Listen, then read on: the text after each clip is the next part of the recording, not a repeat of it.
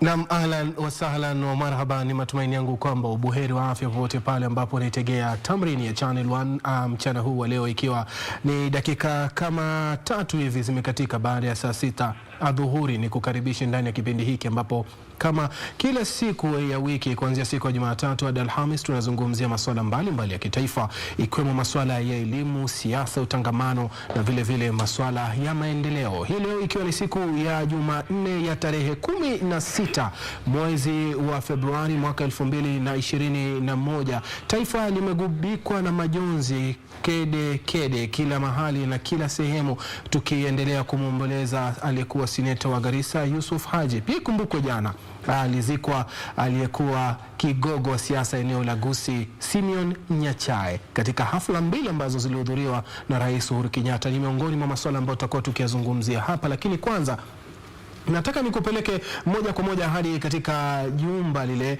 ama katika makao makuu ya jiji la Nairobi, kaunti ya jiji la Nairobi, ambapo kuna hafla ile ya utoaji wa karo, zile msaada wa karo kwa wanafunzi mbalimbali wa jiji hili la Nairobi, hafla inayoongozwa na naibu gavana wa kaunti hii ya Nairobi ambaye ni Ann Kanano, ambaye yuko pale kuongoza hafla hiyo. Tufike huko alafu baadaye turudi hapa tuzungumze. Niko na wageni wawili vijana ambao tutakuwa tunapiga kuzungumza siasa zinavyoendelea. Moja kwa moja hadi huko katika jumba la Charter Hall. Everything has been organized, and they have been organized absolutely well. We can now breathe. Parents, you are welcome. And the space was not big because of the protocols of the COVID, so we may not have all of them, but I'm sure what the banker has said, the money is here with us. Teachers are very happy because we teach the children. But when you teach a child is very bright, but you are not sure that he is going to join a school, we are not happy. But once we are told the money is there and is there in abundance, all teachers are comfortable. Head teachers of primary schools, head teachers of secondary schools, we are also very, very happy for the process, because the process is very, very transparent. Let me just give us just an overview of how this bursary starts. Like now, we are starting another financial year, 2021-2022, as we close this financial year of 2019-2020. We just find ourselves in 2021 just because of what happened last year. Otherwise, we are in the financial year of 2019-2020. We always start by, I had the teachers of all the primary school, who are about 205, identifying 3 needy, bright students. That is the starting point. After that, Waziri always calls us to come and pick 3 forms. And I've heard Mr. Getau Kepsha asking the prorata of some candidature in the schools. We shall sit and discuss about that maybe later.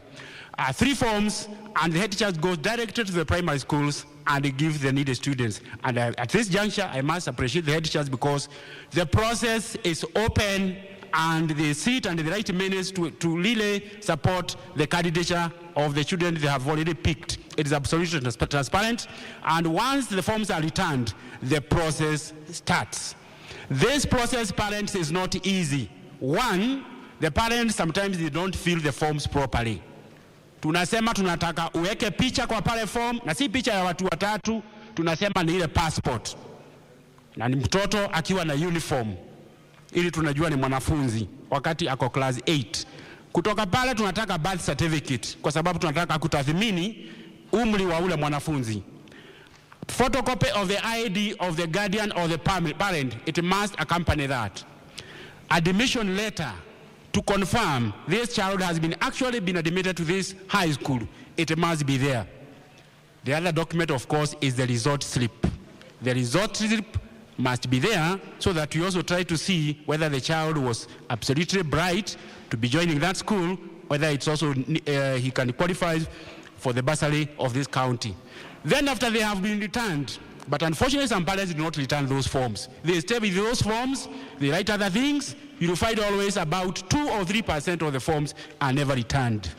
We cannot be accountable for them. So parents, we have waited for long, and sometimes we find you don't return those forms. And those who return, sometimes they don't return them properly.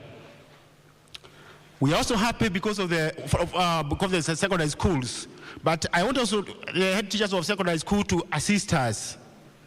We normally find these workers, these employees of the Nairobi County, sometimes they work overtime, sometimes they come on Sundays, they come on Saturdays just to help us. But because sometimes you find you have got the fee structure, I forgot to say the fee structure is a very important document. On the fee structure, we have got accounts of the schools where the money is supposed to be wired. Sometimes you find there are 2 or 3 accounts.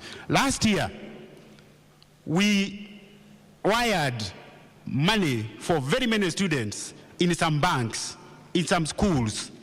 But some schools were still saying after 1 month, we have not received, we have not received, we have not received. Until the parents are coming from this place all the way to Kisumu, all the way to Siaya, all the way to Nyeri, just to go to the bank and they ask, and they are told it is here.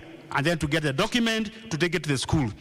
Problem, kumbe shule ilikuwa na akaunti 3. Basa naye anaangalia gaida akaunti na kuanga haraka haraka, hakuangalia ile nyingine. So tafadhali walimu, guide our parents so that we do not fill an account that maybe after some time it has stopped working, so that at least we don't have issues that are disturbing us, and in the process the student is out of the school. I was given only 2 minutes, so I don't want to talk much, but I also want to say that now that we have the Director General with us here, we are very happy. We are very happy for the money that we are being given here by this Waziri of ours. I'm also remembering that he has also prepared for ECD in our schools. The whole education from ECD up to standard 8, up to high school, she has taken it together. And we are doing it absolutely very well. She has given us money for infrastructure in our schools. She has also given us money for food in our schools. She has also given us milk in our school for the children. Na si anastahili makofi. Ama kuna kaunti nyingine kama hiyo? Sasa tujui atasema nini anapokuja. Ameambiwa mambo ya security, atatuambia. Na ni ilikuwa brainchild yake. Na nafikiri na shukran sana. Ni hafla hiyo ambayo inazungumzia ufadhili. Shukran sana. Ni zidi kukurudisha hapa studioni kutoka katika ukumbi ule wa Chata pale katikati ya jiji la Nairobi, ambapo ndio makao makuu ya kaunti hii ya jiji la Nairobi, ambapo ufadhili wa elimu, wanafunzi kupewa karo. Kama unavyojua, katika kaunti hii ya Nairobi kuna idadi kubwa ya wale ambao hawana uwezo wa kupata elimu, wanahitaji kupata ufadhili mbalimbali. Kwa hivyo serikali ya kaunti ya Nairobi imeiga mifano ya serikali zingine, kama vile tulivyoona kule Mandera, Gavana Ali Roba pia akipeana ufadhili wa takriban milioni 13. Tukaona pia Mombasa, Gavana Ali Joho akipeana ufadhili wa takriban milioni 15, ufadhili wa elimu na karo. Ni swala ambalo linafaa kuzungumziwa, ambalo tutakuwa pia tukiligusia hapa ndani kabla hatujaangazia masuala mengine ambayo tumeandaa asubuhi hii ya leo. Nikukaribishe kwamba mimi naitwa Suleiman Yeri na mwenzangu wa ishara ni Lensa Odingo, na asubuhi hii ya leo ama mchana huu nipo nao vijana wawili ambao pia labda tuanze kwanza kwa chama cha vijana humu nchini, na vile vile ninaye mtaalamu wa masuala ya kisiasa Simon Luhale, ambaye pia atakuwa tukichanganua masuala haya kwa kina tuweze kufahamu. Lakini kwanza, kabla tujaingia masuala ya kisiasa ambayo wana uweledi nao kwa kina, nataka niulize ufahamu wao na misaada kama hii ya elimu, umuhimu wake unaona uko wapi? Tukianza na labda Luhale. Kwanza kabisa ninashukuru sana kwa misaada kama hiyo. Si jambo la kawaida, bali linawasaidia sana wanajamii kujiendeleza katika jamii na kufikia vile viwango ambavyo pia walikuwa wamekukwama kuendelea. Naam. Douglas, labda ukiangalia umaskini ni moja ya vitu ama changamoto kubwa za wananchi wengi humu nchini Kenya. Sijui manufaa ya ufadhili huu wa elimu unachukuliwaje kijamii? Maanake kuna jamii ambazo haziwezi bila hizi wenyewe wanaziita basari, bila hizi mikopo hawapati chochote. Ukiangalia nikianza kama hii hii ufadhili ambao inaendeshwa na kama serikali anaye tofauti, ukiangalia kama kaunti sasa, unaona kwamba umaskini umekuwa mingi, kwa sababu ukiangalia statistics kulingana na the United Nations inasema kwamba Kenya umaskini iko around 45% of Kenyans are poor. Unaona, sasa kama ufadhili kama huu unasaidia vijana kujiendelea kimasomo, kwa sababu na hii kitu imekuwa tangu hizo miaka zimepita na imesaidia sana. Sasa kwa hatua kubwa inasaidia vijana ambao hawajiwezi, wenye hawezi kutimiza ile maono zao ama their vision, kuingia katika vyuo vikuu, aina mbalimbali, high schools hivyo. So inasaidia sana katika jamii. Shukran sana. Ni hafla ambayo inaendelea pale katika Charter Hall, yani ukumbi ule wa jiji la Nairobi, ambapo mikutano mbalimbali inafanyika. Leo hii ikiwa ni zamu ya kaunti hii ya Nairobi, hafla ikiongozwa na naibu gavana Ann Kananu, ambapo wanapeana ufadhili wa elimu kwa wanafunzi kutoka jamii ambazo ni maskini katika kaunti hii ya Nairobi. Lakini kwanza tupigie mbizi masuala ya siasa, lakini kabla hatujaenda mbali, nataka tumuenzi na tumkumbuke na tupeane rambirambi zetu kwa aliyekuwa seneta wa Garissa Mohamed Yusuf Haji. Aliaga dunia hapo jana asubuhi akiwa na umri wa miaka 80, na kufikia jana saa 11 alikuwa tayari ashazikwa, jambo ambalo liliwashangaza wengi wa Kenya. Haraka iliyofanyika, utamaduni wa jamii ya Kiislamu ya kuzika kwa upesi bila kuchelewesha baada ya mtu kufariki, ni miongoni mwa masuala na taarifa ambazo zinafuatiliwa katika chumba chetu cha habari, utakuwa unazipata. Lakini kwanza tupigie mbizi masuala haya. Sijui vijana kama nyinyi mnamkumbukaje aliyekuwa seneta na mwenyekiti wa tume ya maridhiano ile ya BBI, Yusuf Haji? Kwanza kabisa mimi natuma risala zangu za rambirambi kwa familia na pia wanajamii wa North Eastern. Kwanza kabisa Bwana Yusuf amekuwa kiongozi kiongozi wa kuiga mfano mwema. Amekuwa akipigania haki na masuala mbalimbali humu nchini, na kwanza kabisa tumepoteza kiongozi ambaye ana manufaa sana kwa taifa, na itatuchukua tena muda sana, ama yule mtu ambaye atakaye ziba pengo lake inafaa afuate nyayo zake ili kuwatimizia wanajamii wa kule North Eastern zile ahadi ambazo alikuwa pia amewapangia. Naam, kwangu nakumbuka mheshimiwa Yusuf, kwa sababu alikuwa kiongozi wa kuwa kama an example to the society. Ukiangalia kama eneo la North Eastern, amekuwa akiempower eneo hilo both socially, economically and politically. Ukianza vile aliingia katika uongozi, kwa sababu kuingia kwake kwa uongozi hakuingia direct kwa siasa. Alianza kwamba akagrow kwa public service. Amekuwa kama DC, amekuwa kama PC, ambaye amework in different parts of the country. Amekuwa Nyanza, amekuwa Rift Valley, amekuwa Coast, amekuwa Central. Na kwa hiyo kitu alitumia hiyo kitu kuwa na ujuzi kwanza. Until 1997 ndio time alikuwa nominated kuingia kwa parliament. So unaona kwamba alileta ile ujuzi kwa public service, ambaye alikuwa kuona kuinteract na wananchi, kujua shida za wananchi ni gani. So aliendelea hizo hivyo, akaleta ile ujuzi katika siasa. Na ukiona kuwa aligrow, ukiingia kata mwaka 2022 ambapo alisimama na mheshimiwa Uhuru Kenyatta. Na kulingana na hiyo time, ukiona kama siasa ile 2022 2002, sorry. 2002 Rais Kenyatta. 2002. Naam. Hiyo time ilikuwa wave ambao NAK wako wameungana, mheshimiwa Mwai Kibaki, Raila Odinga na wengine. Ilikuwa wave ambayo ili sweep across the country.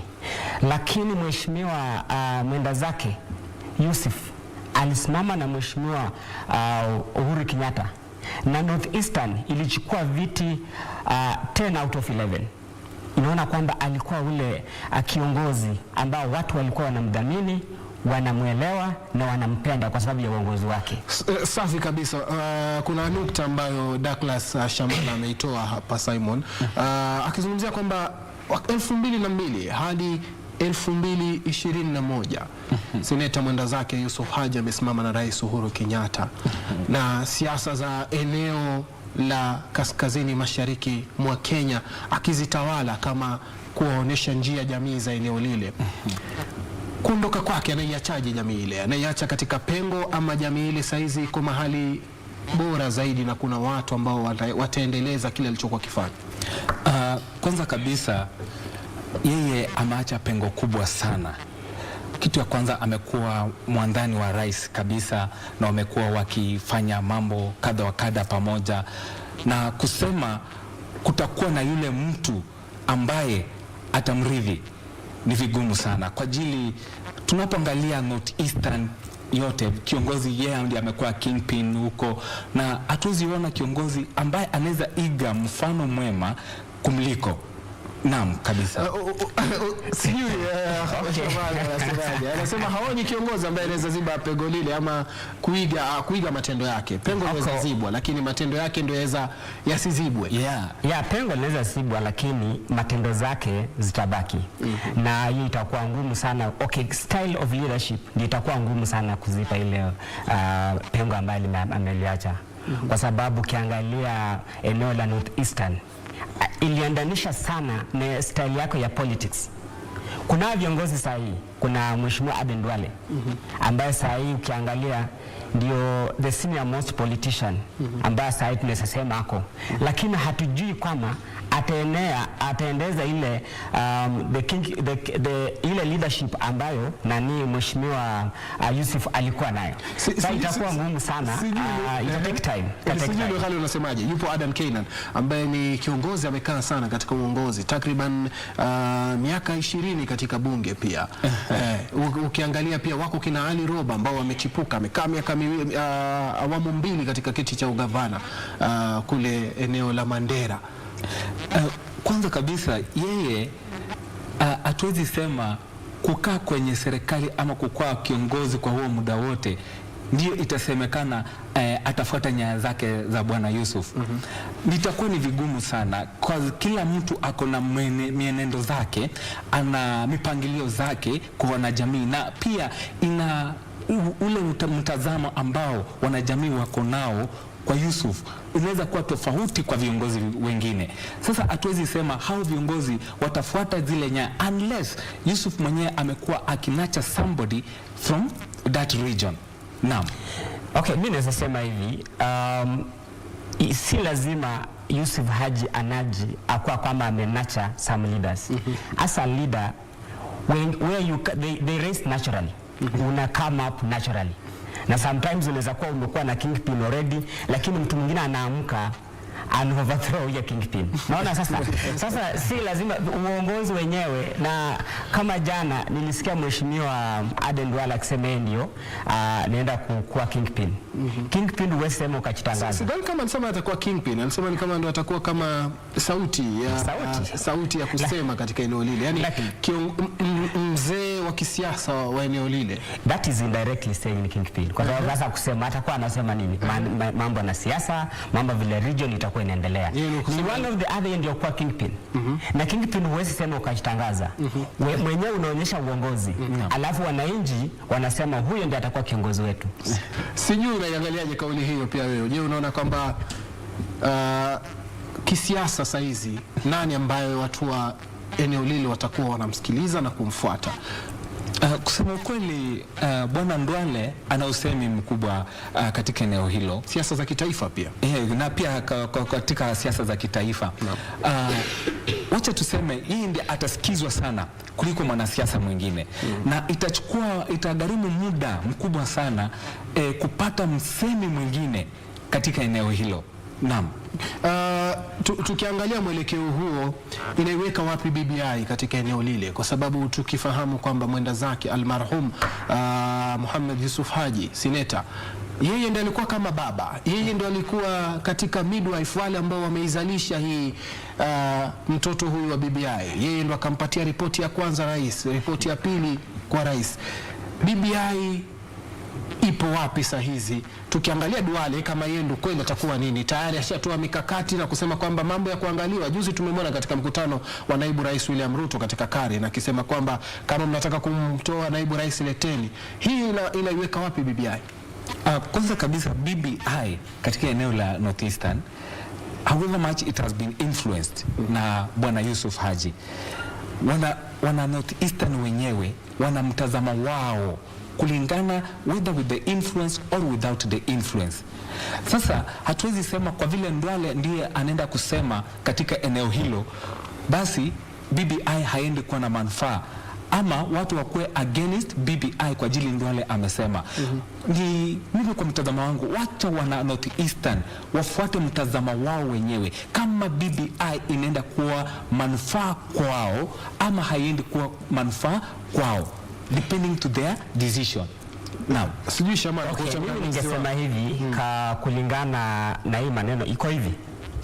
Yusuf Haji alikuwa anadhamini sana watu eneo la North Eastern. Watu wake sana. Na kila kitu ambaye alikuwa anaongea watu wengi walikuwa wanamfuata. BBI alienda amekuwa the image ya BBI kwa ile eneo la North Eastern.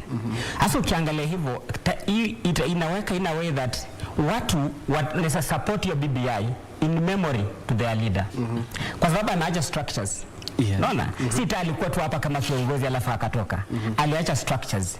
Na watu kama hata ukiangalia hata elections normally mtu akikufa, unaona kama baba akikufa, bibi ama mtoto akisimama, watu wengi huenda kwa kupigia mtu wao wa familia.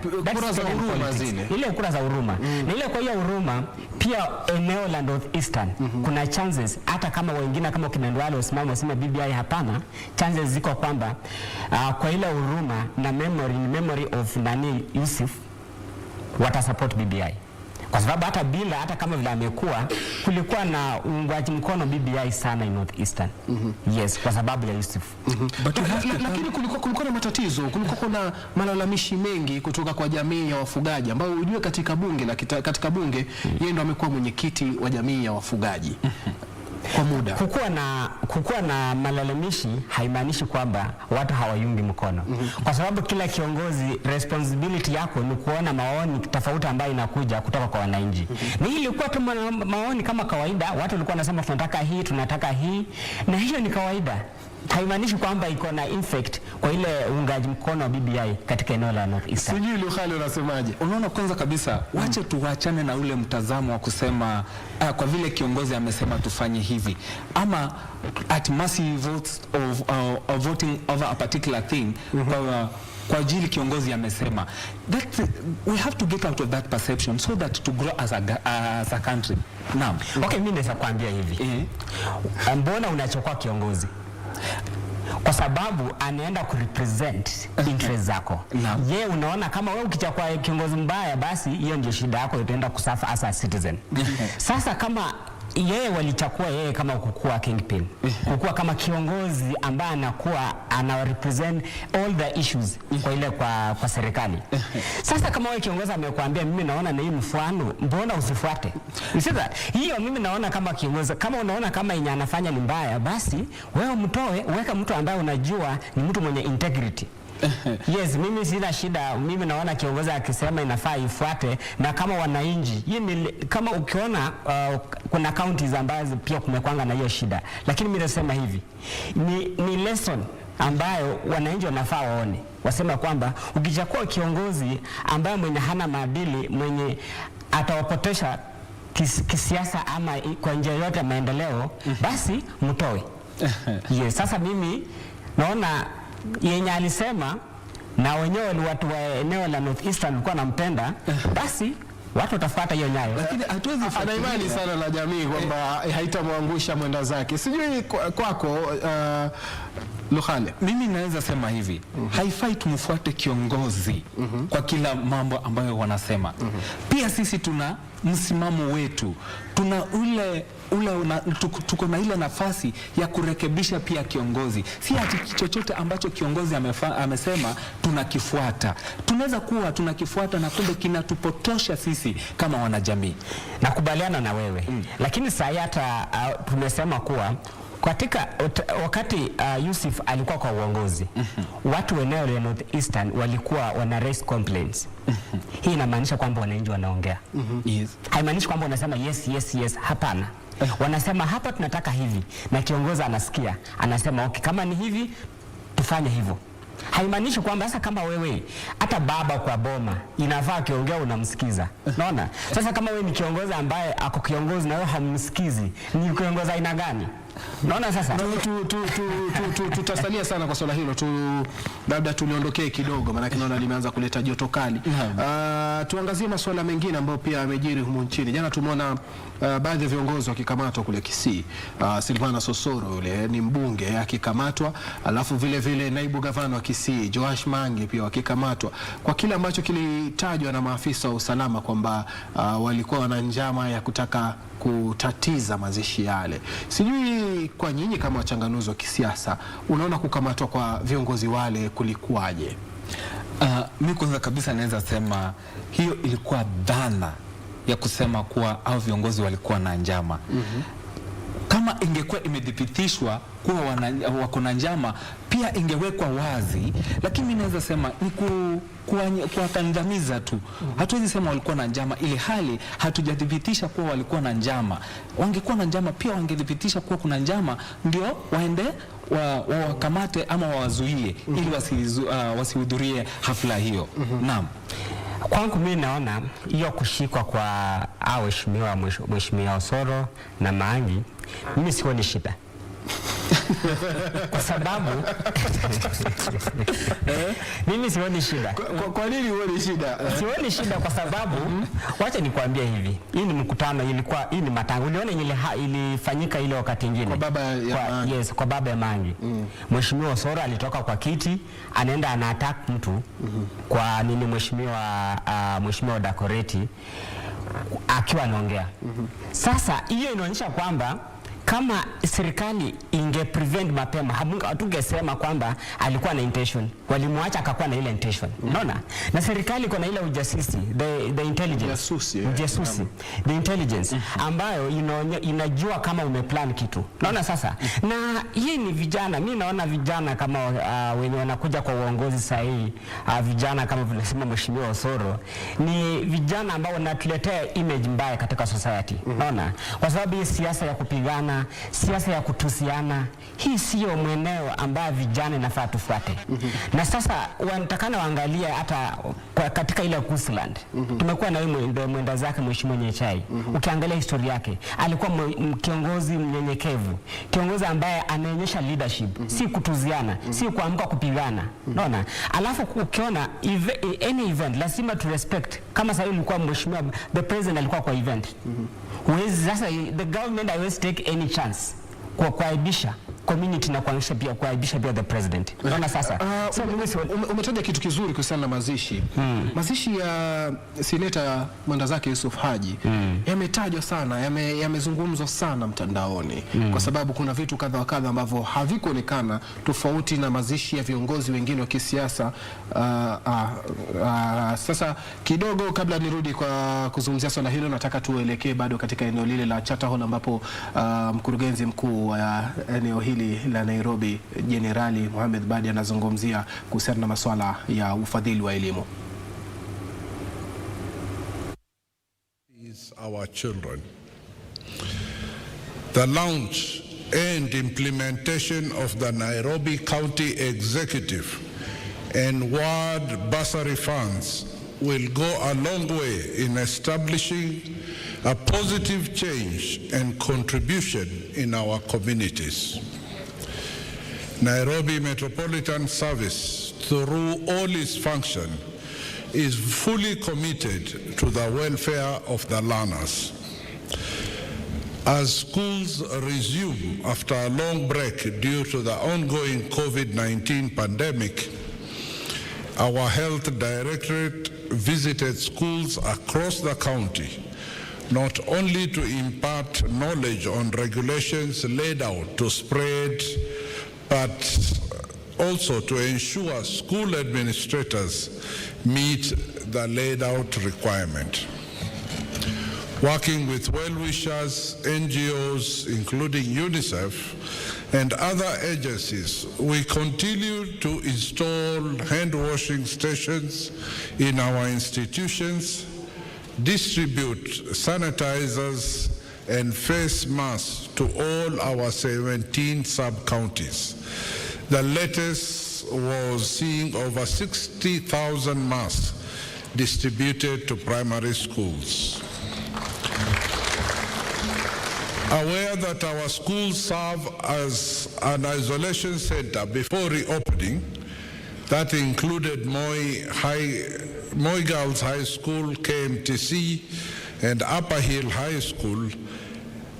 NMS has since constructed 3 isolation centers, and that is at Mama Lucy, which is also a treatment center with a 50-bed capacity, Kibera South, 50-bed capacity, Mbagathi Hospital, 160-bed capacity, as an assurance to all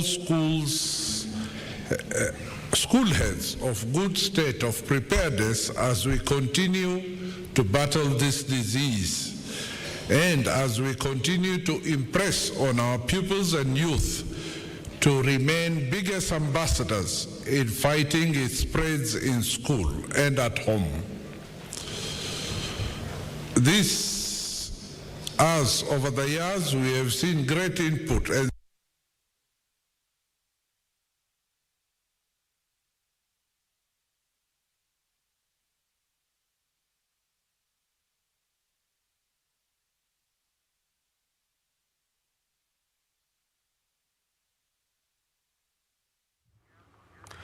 Na shukran sana. Toko tunarudi huko tena wakati ambapo naibu gavana yule Ann Kananu atakuwa anazungumza kuhusiana na ufadhili ule wa elimu. Kadri tulivyokuambia awali ni kwamba ni ufadhili ambao ni muhimu sana kwa vijana ama kwa wanafunzi na familia zile ambazo ni maskini, kwa sababu kama ulivyosikia utafiti unasema kwamba wananchi wengi wanaishi kila siku maisha ya chini ya dola, yani maisha ya shilingi 100 chini ndo kupata chakula chao cha asubuhi, ama waruke asubuhi wapate chamcha, ama wapate tu kile chakula cha jioni, angalau ndio siku yao ya kesho pia watafute ile shilingi 100 nyingine. Ni miongoni mwa masuala hayo, lakini kwa leo pale katika mkutano ule ni kuhakikisha kwamba wanafunzi wanapata elimu na wakienda shuleni hawatafukuzwa kwa kukosa karo, kwa sababu ndio jambo kuu ambalo serikali imejitolea kuhakikisha kwamba wanafunzi wote waliomaliza darasa la 8 wanajiunga na kidato cha kwanza wasome hadi kidato cha 4. Lakini hapa sasa hivi, awali joto lilikuwa limeshika kweli kweli kuhusiana na masuala mbalimbali ya hali ya siasa za kule eneo la kaskazini mashariki mwa Kenya. Itakuwaje baada ya kuondoka ama kuaga dunia kwa aliyekuwa seneta wa Garissa, Seneta Yusuf Haji? Kutakuwa vipi? Lakini sasa hivi nataka tuangazie masuala ya siasa za kitaifa. Siasa za kitaifa pia zimezidi kuchanja moto, ambapo tunaona kwamba siasa zimekuwa nyingi, zimebadilika, mengi yakizidi kukua, viongozi mbalimbali wakitoa kauli tofauti. Lakini sijui hawa wanachanganuzi wangu watakuwa wanasemaje kuhusiana na masuala hayo ambayo nataka tuyazamie hapa ndani kwa dakika chache ambazo zimesalia, ili tuweze kufahamu ni kipi ambacho kinaendelea. Sijui kwa nyinyi, nataka tu naulize swali la jumla. Siasa za kitaifa mnazionaje sasa hivi, zikoje? Manake tukiangalia tunaona ni kama ubabe umeanza kuchipuka. Kwanza wacha tuone katika mirengo zote vile sahi siasa ziko, you can't tell who is more than the other. Kwa ajili tunapoona Mudavadi ndio huyo anazunguka, Ruto naibu wa rais ndio huyo anazunguka, Raila Amolo Odinga ndio huyo anazunguka. Sasa zimeshika kasi katika taifa hili, na ubabi wa saizi hawezi sema huyu ndiye atakayekuwa kiongozi. Wacha tuchukue muda na tuone penye ubabi wao utafika. Sasa hatuwezi sema huyu ndiye atakuwa mrithi rais sasa hivi. Naam. Okay, kivyangu nisema kwamba siasa ndio zimeanza sasa. Hii ni mwaka 2021. Sasa ndio zimeshika moto. Na kwa viongozi Mheshimiwa Raila Odinga, Mheshimiwa Deputy President, kuna Musalia Mudavadi na viongozi wengine. Kwa sasa unaona Muhisa Kitui. Nilikuwa nataka muje hapo nyinyi ndio mtaji. Kuingia kwa Muhisa Kitui sasa hivi katika hizi siasa, kusema kwamba anataka kuwania urais. Wenyewe wanasema nafasi yake ikoje? Mheshimiwa Muhisa Kitui ukimsikiza ni kiongozi ambaye akona ile experience katika leadership. Ukiangalia vile anataka kuleta ile leadership kutoka kwa the UNCTAD kuleta katika eneo, ukimsikiza vizuri akona maono. Lakini siasa za Kenya si kama zile za Amerika. Siasa za Kenya kwa sababu amekuwa huko lakini hajakuwa intact na wananchi. Na alafu siasa za Kenya pia ziko, wacha niseme kaina ziko regional. Unaanzia nyumbani kwanza ndio unapanda. Mahali penye anatoka kuna kiongozi ambaye watu wanamwangalia. Tunaongea Mheshimiwa Musalia Mudavadi. Itakuwa ngumu sana Mheshimiwa Mukisa Kitui kupenya katika eneo la Western region ndio akuja akue influence the whole region. Sasa kivyake mimi nasema anaweza kuwa tumekuwa na aliyekombea urais Abduba Dida Mwalimu. Ukimsikiza atungesema huyo ndiye angekuwa rais. Lakini wa Kenya unajua siasa ni tofauti na service. Vile watu wanaongea hawaangalii maoni sana, wanaangalia watu umekuwa nao, umeinteract nao aje. Hivyo ndio wananchi wanaangalia. Sasa hiyo ndio shida yenye Mukisa Kitui atakuwa nayo. And then the impact yenye umekuwa nayo kwa society. Mukisa Kitui amechomokea tu mahali. Hatuwezi sema tulia hapo kwa kuchomokea, alafu nikirudi itakuwa tunazungumza naye Simon Lohali na Douglas Shamala kuhusiana na masuala haya ya Mukisa Kitui kuingia katika siasa za urais za mwaka 2022. Je, atafaulu? Nafasi yake ni gani? Je, wengine wanasema kwamba amekuja tu kuharibu ule mshikamano ambao unaonekana umeanza kushikika sasa hivi wa jamii ya Mulembe. Lakini kabla sijarudi kwa kauli hiyo, nataka nikupeleke katika mkutano ambao unaongozwa na Tume ya Maridhiano na Utangamano wa Kitaifa NCIC, ambako ni kuhusiana na hali ambavyo ilivyo ya kisiasa, vile vile masuala mbalimbali ya jamii mbalimbali ziweze kushikana zaidi na amani iweze kutanda nchini kote. Tusikilize.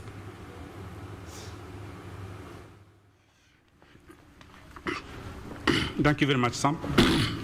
Historically, Kenyans have lost an average of 1 year out of every 5 years election cycles because of election-related activities, the campaigns, the voting itself, and the post-election processes.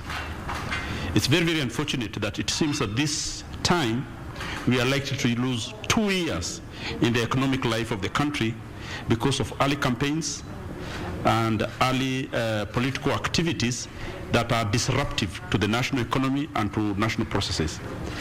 As religious leaders, I am Francis Kuria, by the way, from the Interreligious Council of Kenya. This is a matter of concern to us, and religious leaders really, really wish the political class and those people who are vying for various positions to tone down in their political rhetoric and to recognize that Kenyans must be given an opportunity to pursue economic activities without too much political rhetoric and heightened political temperatures that are disruptive.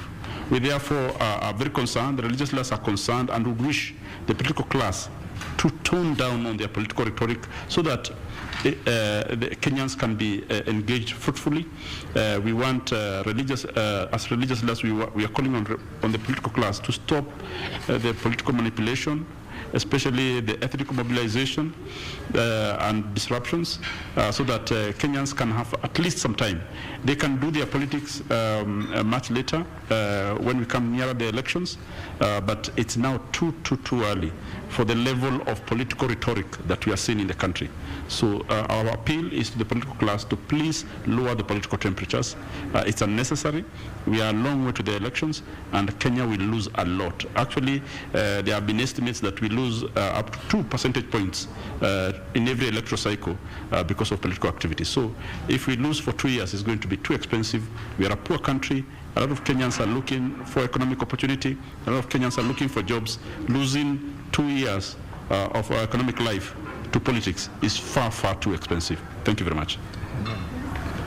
My name, Francis Kuria, Interreligious Council of Kenya. We are the organization that brings together all the religious leaders in Kenya.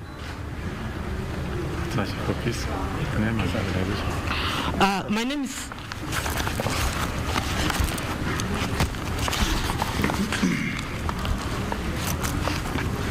My name is Susan Cheche. I work for Partnership for Peace and Security.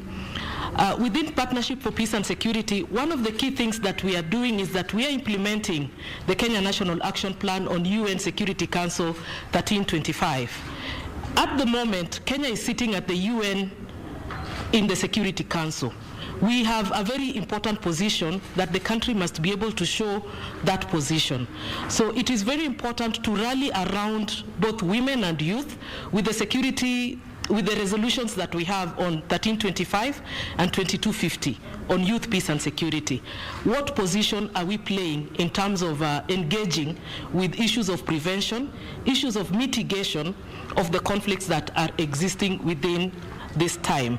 It is very important that our seat at the Security Council remains an important seat for the region in East Africa, for the region in Africa in itself, because when we got this seat, a lot of things were looked at.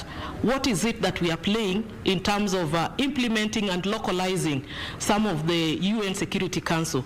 So it is very important that right now we look at strategies of engaging issues of peace building so that we sustain our seat at that particular level. It is not going to be one of the countries that are sitting at the Security Council are the ones that are not able to maintain peace. Thank you very much. My name is Kevin Usido from County Governance Watch, and we are also happy to be part and parcel of the conversation that is led here by the National Cohesion and Integration Commission to basically bring in perspectives and experiences from county governments, because this is really where the action happens. You hear stories about Kisii, you hear stories about Murang'a, you hear stories about Kapedo, you hear stories about Turkana, and several other corners of this great republic. There is therefore need for county governments to begin to have a conversation around how they are organized to mitigate on the different dynamics within which conflicts emerge and therefore disrupt even service delivery mechanisms in the counties. It is important.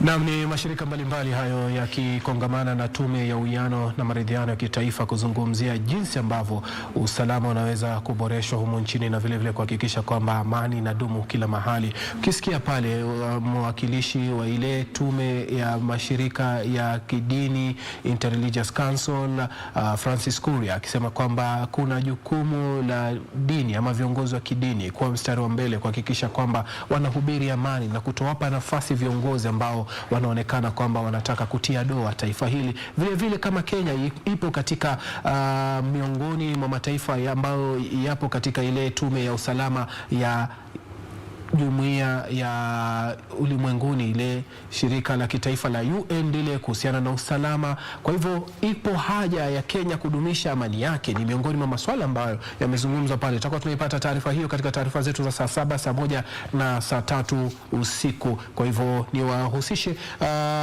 japo kwa kidogo tu kiduchu kuhusiana na swala hilo. Je, mnaona amani, makanisa yanafaa kufanya nini na ama misikiti yanafaa kufanya nini kuhakikisha amani inadumu? Luhale. Kwanza wacha makanisa yachukue hilo jukumu la kuwaelimisha Wakenya. Mimi nachangia sana wakati kanisa linapoingilia kati na kuwaelimisha Wakenya kuhusu amani. Na wakati kanisa, because hao viongozi wetu wa kidini wana pia usemi katika jamii, na at the end of the day wana jamii tutadumisha amani. Hatutakuwa tukifuata viongozi ambavyo wanataka kutupotosha. Na pia tunapoangalia about the security agencies, let them take serious implication on these matters of politics, where there is an incitement for the by leaders to the citizen. Safi kabisa. Okay, mimi nasema kanisa imekuwa kielekezo kutoka kwa siasa za Kenya, imekuwa ikisaidia sana kueneza amani, kuonyesha kwamba kuna ile unity kule kwa among Kenyans.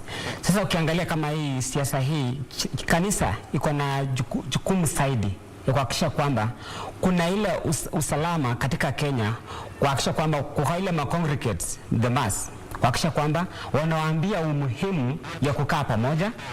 Alafu pia hawa wanasiasa inafaa, najua kila mwanasiasa akienda kanisani anasema anaenda kuomba, alafu anaenda kusaidia vitu kama hizo, lakini akifika hapo hivyo anaongea maneno yenye haiambatani na jamii ama na ile integrity katika nchi. Sasa kanisa inafaa, mapastors, bishops inafaa wasimame, unaona, wakisha kwamba kama wewe unaenda kanisa, hii maneno haifai kuongelea, mambo na siasa haifai kwa kanisa.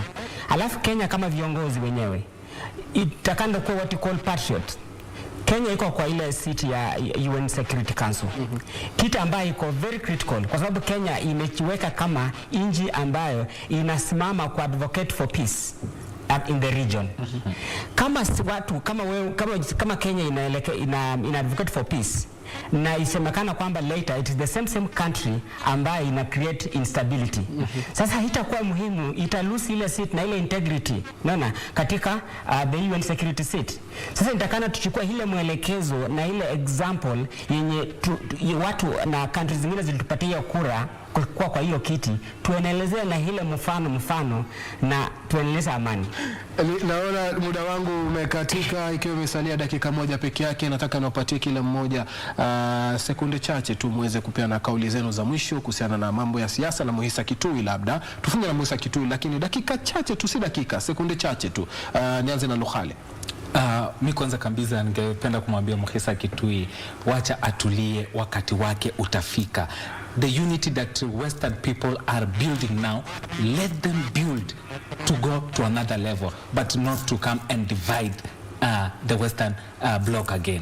Shamala, mimi nasema hivi, Muhisa Kitui ajue kwamba siasa si gambling.